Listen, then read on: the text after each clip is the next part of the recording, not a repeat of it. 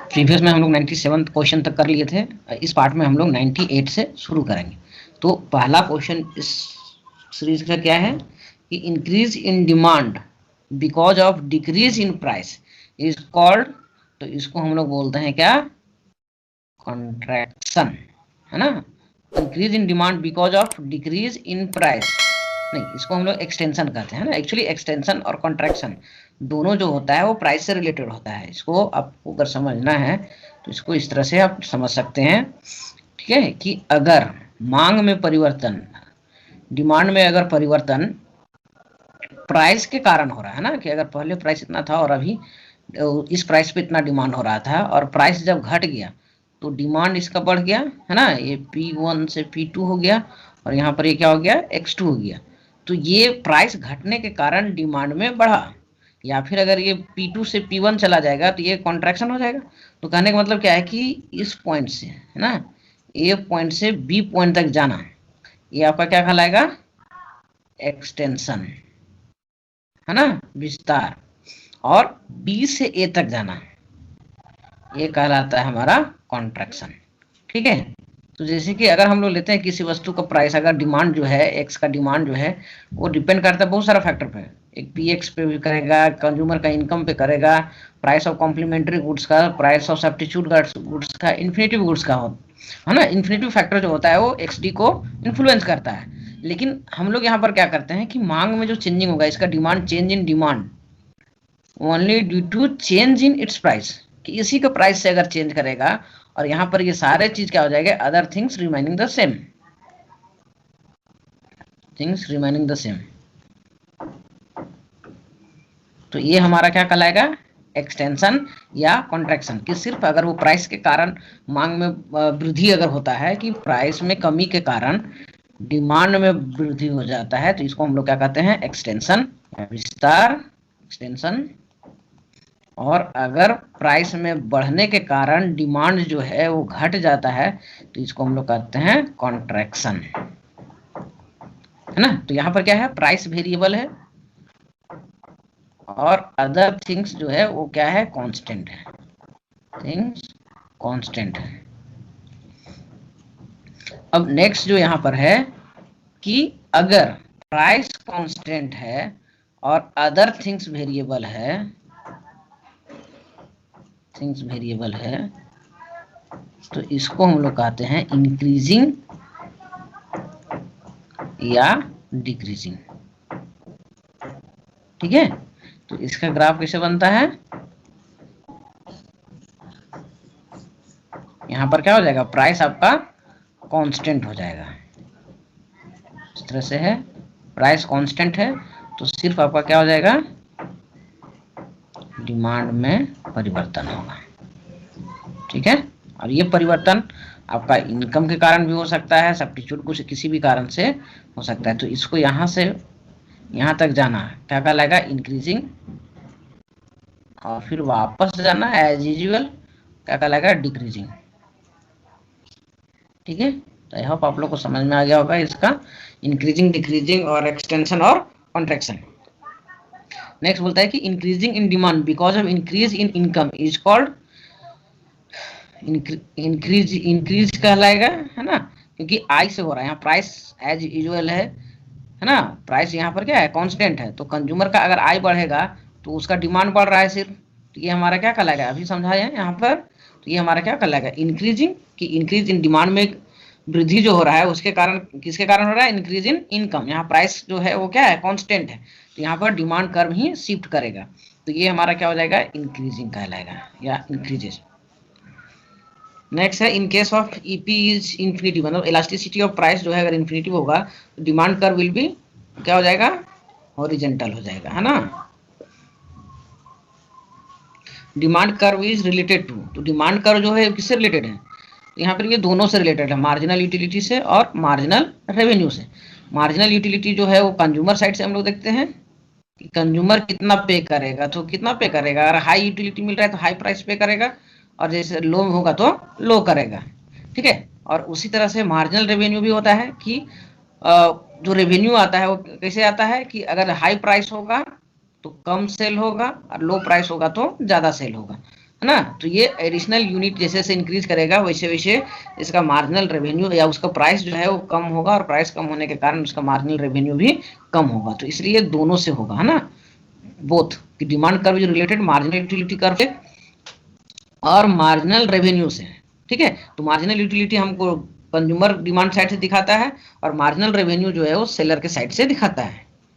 Next है demand curve can be derived from, देखिए consumer demand curve जो है, डिमांड कर्व कहने का मतलब जैसे दिमाग में आया तो एक एक्स इज मतलब demand is a function of price. तो यहाँ पर देखिए एक तो हम लोग यहाँ मार्जिनल यूटिलिटी से भी कर सकते हैं कि जितना एम यू एक्स है उतना ही के बराबर प्राइस देंगे, जो ऊपर में अभी डिस्क्राइब किए थे, और दूसरा पीसीसी वक्र। तो ये दोनों से हम लोग डिमांड कर्व डिराइव कर सकते हैं। इन case of demand curve if lower segment is greater than upper segment, तो देखिए ये आपका जब हमारा demand curve vertical sorry straight line होगा, है ना, तो इसमें डिफरेंट पॉइंट पे डिफरेंट इलास्टिसिटी होता है। ठीक है, तो ऊपर में जो होता है वो क्या होता है, बीच में जो होता है ईडी इक्वल टू 1, है ना, मतलब कि इसका जो फॉर्मूला होता है क्या होता है, लोअर सेगमेंट बटा अपर सेगमेंट, है ना। तो यहाँ पर क्या बोल रहा है ये, इन case of demand curve if lower segment is greater than, मतलब लोअर सेगमेंट ज्यादा है, ये ऊपर का पार्ट जो है वो ज्यादा है और नीचे का पार्ट कम है ना। तो इलास्टिसिटी क्या हो जाएगा, मान के लिए ऊपर अगर मान के लिए 10 है और नीचे 8 है, तो ये क्या हो जाएगा 1 पॉइंट समथिंग, मतलब कि ईडी इज ग्रेटर देन 1। ठीक है, तो in case of demand curve if lower segment is greater than upper segment then elasticity of price will be greater than 1। Next जो है at the mid point of the demand curve equal to 1 होगा। ये समझा चुके हैं कि दोनों बराबर, लोअर सेगमेंट और अपर सेगमेंट दोनों बराबर हो जाएगा। In the calculation of elasticity there is error in case of, देखिए बोलता है कि इलास्टिसिटी जब हम कैलकुलेट करते हैं तो किस केस में हमारा ये मेथड लागू नहीं होता है। ठीक है, एरर उत्पन्न होता है, तो वो कौन सा होता है, आर्क मेथड, कि जब हम लोग डिमांड कर्व आईसी कर्व की तरह लेते हैं इस तरह से, तो यहाँ पर ये रूल लागू नहीं होता है ना। तो यहाँ पर हर पॉइंट पे इसका इलास्टिसिटी जो होता है बराबर होता है। ठीक है, तो ये आपका क्या हो गया, आर्क इलास्टिसिटी में ये रूल लागू नहीं होता है, इसको हम लोग पॉइंट इलास्टिसिटी बोलते हैं, और इस केस में जो लागू होता है इसको हम लोग आर्क इलास्टिसिटी कहते हैं। ठीक है, नेक्स्ट है the exceptional to law of demand are, है ना, लॉ ऑफ डिमांड का विरोधाभास कौन है, या फिर उसका एक्सेप्शनल कौन सा, कौन गुड्स का होगा, दोनों का होगा, वेवलेंट गुड्स और गिफेन गुड्स। तो गिफेन गुड्स में तो प्राइस अगर बढ़ेगा तो डिमांड भी बढ़ेगा और घटेगा तो ये भी घटेगा। लेकिन वेवलेंट गुड्स होता है बेसिकली लग्जरियस गुड्स को कहते हैं, जो जनरली क्या होता है कि सोशल स्टेटस के लिए इसको प्रयोग किया जाता है, इसलिए इसमें जो प्राइस इफेक्ट होता है उसमें भी सेम होता है कि लोग जितना कीमती वस्तु खरीदते हैं वो उसका समाज में उतना इज्जत या फिर एक स्टेटस बिल्डअप होता है। इसलिए दोनों ही केस में हमारा डिमांड लॉ लागू नहीं होता है। तो इसी चलते यहाँ पर एक्सेप्शनल ऑफ डिमांड लॉ क्या हो जाएगा, किसके केस में लागू होगा, वेवलेन और गिफेन गुड्स का, इसलिए ये बोथ होगा ऑप्शन। नेक्स्ट है demand for a product should have the flowing pre requisites, है ना, कि डिमांड फॉर ए प्रोडक्ट, किसी भी प्रोडक्ट का डिमांड के लिए, है ना, कौन कौन से कंडीशन होना अनिवार्य है ना।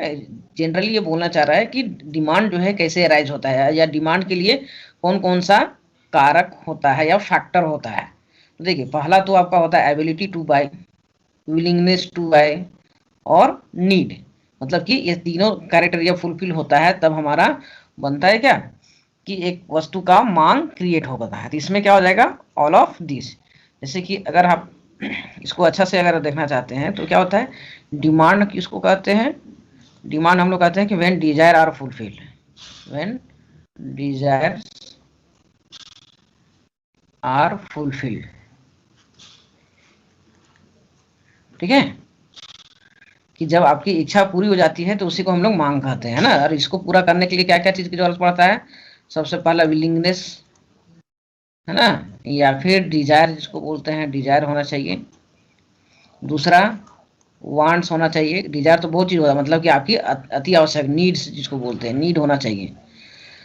तीसरा जो होता है इसमें, आपके पास रिसोर्सेस होना चाहिए, ठीक है। मतलब रिसोर्सेस क्या होता है, आपके पास मनी होना चाहिए उसको खरीदने के लिए, और उसका मार्केट में अवेलेबल भी होना चाहिए, कमोडिटी, मार्केट अवेलेबिलिटी। ऐसा नहीं कि हमारे पास पैसा है लेकिन मार्केट में सामान ही नहीं है। तीसरा क्या होना चाहिए, willingness to spend, willingness to spend, मतलब जो पैसा है हमारा हमारे पास, उसको खर्च करने की इच्छा भी होना चाहिए। और लास्ट में जो है वो क्या होता है, हमारा टाइम, ठीक है। क्योंकि अभी इच्छा, वो अभी का मतलब कि आज का डिमांड कहलाएगा, लेकिन अगर इच्छा अभी है, नीड अभी जरूरत पड़ा, लेकिन अब इसको हम इसको नेक्स्ट डे अगर खरीदते हैं तो वो डिमांड नेक्स्ट डे के लिए होता है। नेक्स्ट क्या होता है, cross elasticity of demand between two perfectly substitute goods, ठीक है। अगर दो परफेक्टली सब्स्टिट्यूट गुड्स है तो उसका क्रॉस इलास्टिसिटी क्या हो जाएगा, यहाँ पर इन्फिनिटी हो जाएगा, है ना। लोअर सीगमेंट बटा अपर सीगमेंट के आधार पे इसको लेके चलते हैं, ठीक है। तो इसका क्रॉस इलास्टिसिटी क्या हो जाएगा, इन्फिनिटी, क्योंकि ये या तो पूरा पूरी y का यूज कर सकते हैं या तो पूरा पूरी x का, ठीक है। और हाई किसका होता है, क्लोज सब्स्टिट्यूट गुड्स का, ठीक है। और जीरो किसका होता है, कॉम्प्लीमेंट्री गुड्स का, ठीक है। क्वेश्चन जो है कि percentage change in demand is less than percentage change in price, मतलब कि परसेंटेज चेंज इन जो डिमांड है वो क्या है, less than percentage change in price, मतलब जितना प्राइस चेंज कर रहा है उससे कम चेंज हमारा डिमांड कर रहा है, तो ये क्या हो जाएगा, लेस इलास्टिक हो जाएगा, ठीक है। मतलब कि इसका डिमांड कर्व क्या होगा, स्टीपर होगा। और इस केस में क्या होगा, इलास्टिसिटी ऑफ ग्रेटर देन 1, कि जो क्वांटिटी में चेंजिंग जो है, change in demand is greater than change in price, percentage change in, और इसमें दोनों बराबर होगा, ठीक है। नेक्स्ट जो है वो क्या है, if demand curve is Q0 equal to 50 minus P और P इक्वल टू 40 है, तो find the slope of demand curve. देखिए ये Q0 equal to 50 minus P है, तो इसको अगर हम डेरिवेटिव कर देंगे Q0 को P के रिस्पेक्ट में, तो क्या बचेगा, सिर्फ -1 बचेगा, तो इसका स्लोप क्या हो जाएगा, 1 हो जाएगा। नेक्स्ट है at what price elasticity will be equal to 1, है ना। यहाँ पर बोलता है कि कौन सी प्राइस में हमारा इलास्टिसिटी जो है वो 0 हो जाएगा, तो यहाँ पर प्राइस यहाँ पर हमारा नहीं दिया हुआ है, दिया हुआ है उसको यहाँ पर यूज नहीं करना है, तो 50 माइनस पी है, Q0 equal to 50 minus P. तो इसको हम लोग कैसे बनाएंगे, ईडी का फॉर्मूला भी लगा सकते हैं आप लोग, कि dQ0 बटा dP इंटू पी बटा Q0। तो ये क्या बोलता है, हमारा इक्वल टू 1 होना चाहिए इलास्टिसिटी, तो ये 1 हो जाएगा, और dQ बाई dP कितना आ जा रहा है, -1, और ये P हमारा एज इट इज रह जाएगा, और ये Q0 कितना है, 50 माइनस पी। तो अगर हम इसको करेंगे तो क्या हो जाएगा, 1 माइनस पी, देखिए इसको मोड है, इसको अगर हम हटा देंगे तो ये मोड हटा देंगे तो इधर क्या हो जाएगा, +1 हो जाएगा, तो यहाँ पर क्या हो जाएगा, P बटा 50 माइनस पी, ठीक है। तो ये हमारा क्या होगा, 1 इक्वल टू पी बटा 50 माइनस पी। तो अगर क्रॉस मल्टीप्लाई करेंगे तो क्या हो जाएगा, 50 minus P equal to P, तो ये 50 इधर रहेगा और p माइनस आगे इधर क्या हो जाएगा, प्लस, तो 50 इक्वल टू 2p हो जाएगा, और p इक्वल टू क्या हो जाएगा, 25, ठीक है। तो यहाँ पर अगर प्राइस 25 रहेगा तो इलास्टिसिटी हमारा क्या हो जाएगा, 0 हो जाएगा। इसको हम अगर हमको